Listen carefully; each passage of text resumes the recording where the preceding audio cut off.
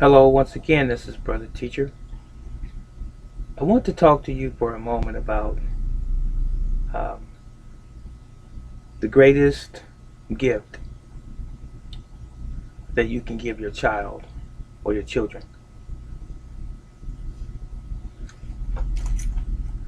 This is, like many other subjects, one that is very sensitive in nature, in and of itself, and especially to me. The greatest gift that you can give your children is, in some people's mind, things, material things. But that could not be any further from the truth. If you don't learn anything from this video, then you were sleeping perhaps. Maybe you had your mind elsewhere. Maybe you are very preoccupied with other things that are going on in your life and around you. But if you really care about the future of your children, their mental health, their emotional health, and their future, then maybe you should listen to these few words that I have to say to you. You see, I've learned something throughout my life, and the things that I'm about to tell you that I've learned are so simple, so basic, and fundamental that it's a shame that we don't see these things, these principles. If you don't know this already, and you're at the age of 20 years old, let's say that age, and above, God forbid you be 30, 40, 50 and above, and you don't know these principles. And not only know them, but live them, then something is terribly wrong in your life. And there must be a great void in your life as well. And one of the things is that when we come into this world, we, us, human beings, we are alive for the most part. We're vibrant, joyous babies.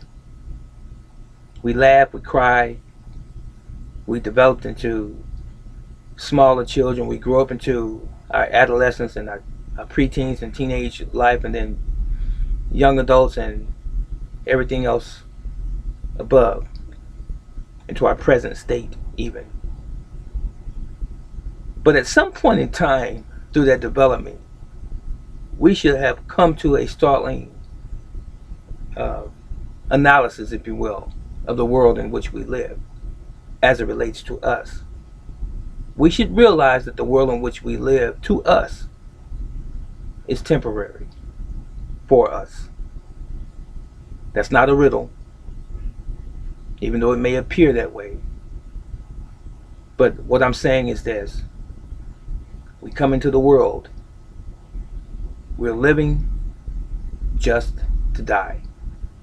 In other words, we're going to die one day.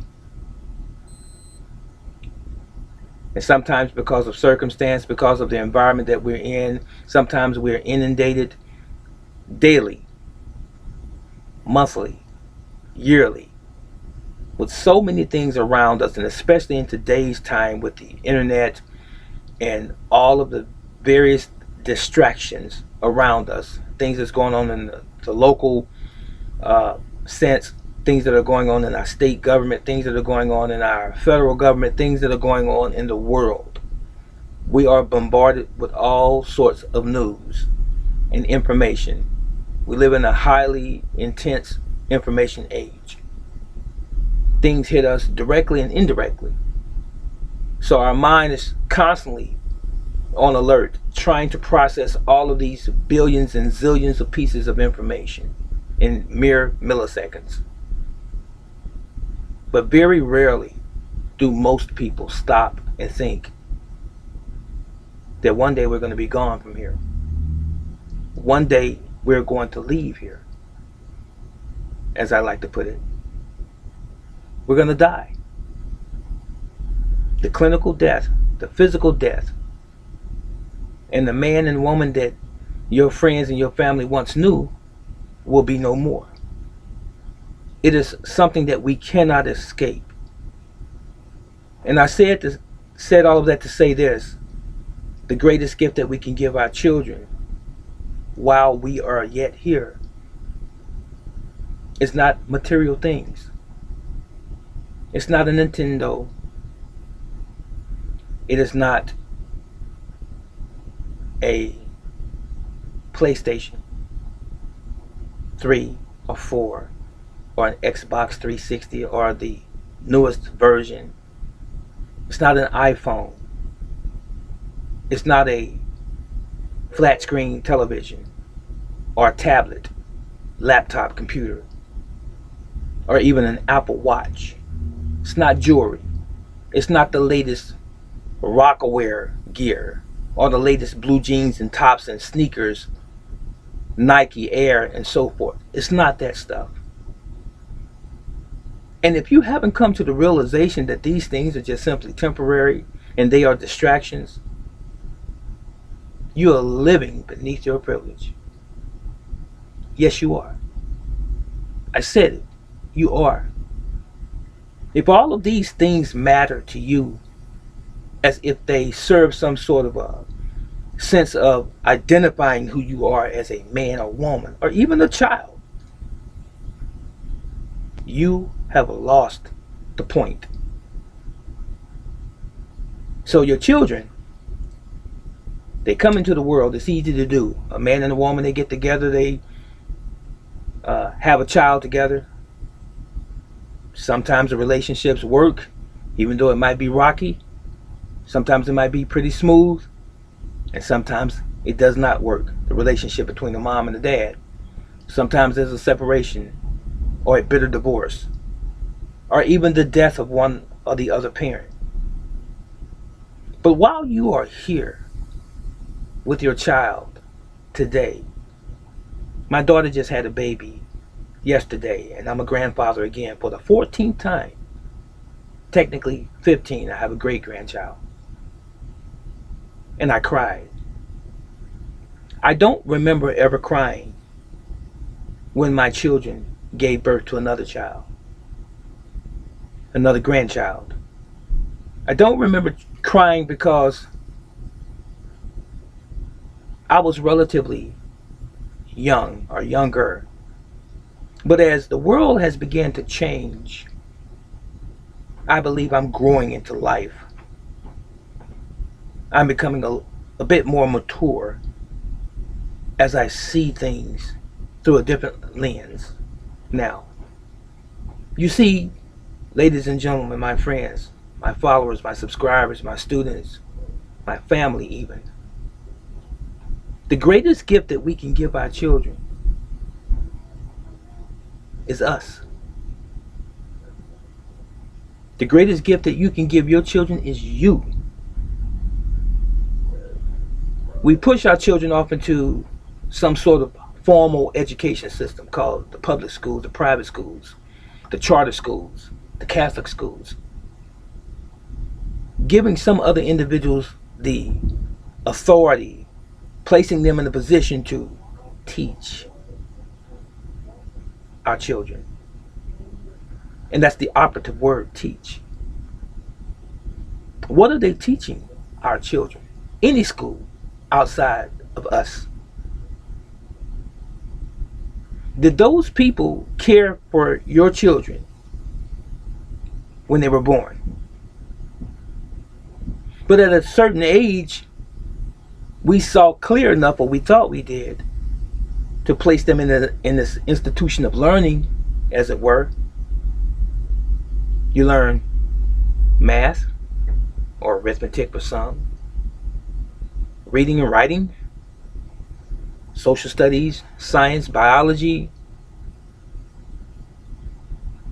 maybe even the language, arts, and of course we had some PE, physical education, some playground time, somewhere within that period of time where they were at school, they had lunch and maybe even breakfast if they came early enough. But is that the whole education system that our children should have? Is that the principal education, the finalization of their learning in these public institutions? No, it's not. We are the teachers, and many of us have shunned our responsibilities as teachers. My students call me brother teacher or teacher for more than one reason. I'm not simply a martial arts instructor or teacher. I'm a teacher on life and of life. I teach my children also. I teach them about the world in which we all live, the place we occupy, called Earth or the world. I teach them how to govern themselves in such a way where they would treat other men as they would like to be treated. I teach them not to lie, how to tell the truth, giving them also a sense of pride, rewarding them when they do well and chastising them when they disobey any rules that have been set and laid down. Now, the rules that are set and laid down are fundamental rules. Wash the dishes when you're of that age. Clean up behind yourself. Brush your teeth. Make sure that you take care of your hygiene. Make sure that you respect people in authority, adults. Don't laugh when you see someone handicapped or struggling or who is disabled, who has some form of malady, who is challenged mentally, because they could be you. Giving them also a sense of how to do things for themselves, how to be independent, how to save money for their future and not throw away or blow money in the wind every time you receive it. And I teach them at a very, very young age. Don't be frivolous. And if you're looking for someone after you're of a certain age to date and or get into a relationship or marriage with another individual, make sure that it's not just simply for looks on the outside. Make sure that you have something in common here. Make sure that fundamentally you agree on certain things. We're not talking about sports or entertainment or music. All of those things are just superficial, temporary. You see, when the music stops playing, when you don't have access to the internet, when there's no television on, when there's no ball game going on, or no movie theater to go to, or even not a fishing lake or river to go and cast your line in just for a little peace of mind, when there's no friend or relative's house that you have to go over or you're able to go over, when it's just you and your child or you and your children, what do you have to offer them then? You can take all of the extensions away, all of the amenities away, all of the extra stuff away that distracts and detracts their attention from what things really should be, the game of life. Do you ever take the time to sit down and talk to your child about life? You see, one day we'll all die, and they will lose their life, as will you. So I'm imploring you that while you are here, while you are living, and you have the ability to articulate, you might even feel as though you didn't get all of the information that you needed from your parents coming up. You may feel inadequate. You may feel as though you're not skilled enough or knowledgeable enough to teach your children all of the things that they need to know about life. But you are mistaken. You're sadly mistaken. You see, once those thoughts come to your mind, then there comes a challenge. The things that you're uncertain about, you need to go and find out about. You see, that task is now placed upon you. Once it comes here, then you must seek it out. And don't forget that you brought them into the world, and that you had your own set of circumstances from your own life that you lived up until the point that you brought them into the world. You can share that with them. Your life experiences. Your teachings come from your life experiences, good and bad. And again, if you feel inadequate and feel as though that you're not the qualified individual, who else could it possibly be? It is you. So look in the mirror, take a deep breath, and assess yourself. And be the man and the woman that God intended for you to be.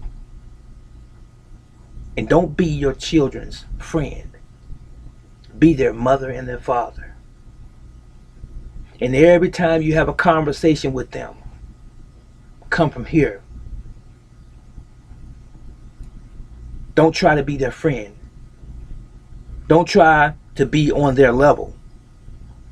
You see, they will respect you more if you're a mom, and if you're a dad, and if you are a representative of that particular position and or title. Be what you were designed to be. So again, I hope you got the message, because I mean this from here.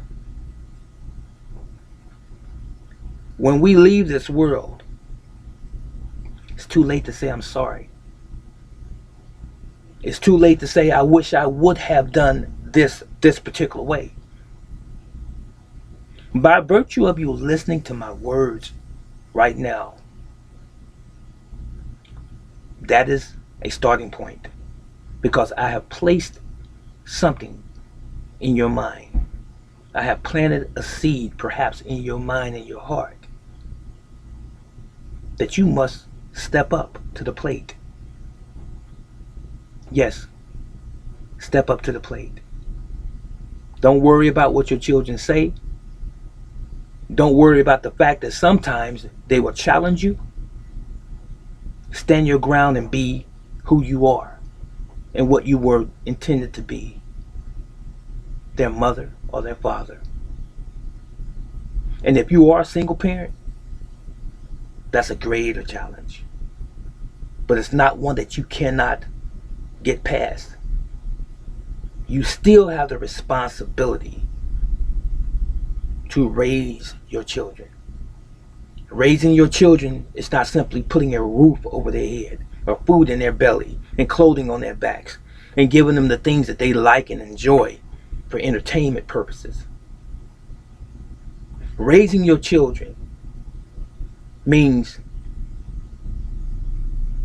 extending and expanding the mind that they have, so they can know that they have value and that they can accomplish virtually anything that they set their mind and their hearts to. But they need your help. So, in conclusion again, realize, my friends, that life truly is short. And tomorrow is not promised to any of us. Remember those impressionable minds while they are yet young and tender. And give your children the greatest gift that you can ever give them on this planet. And again, that gift is you. May the Almighty bless you and keep you. He loves you, and I love you. Have a great evening or day, wherever you might be. This is Brother Teacher. So long.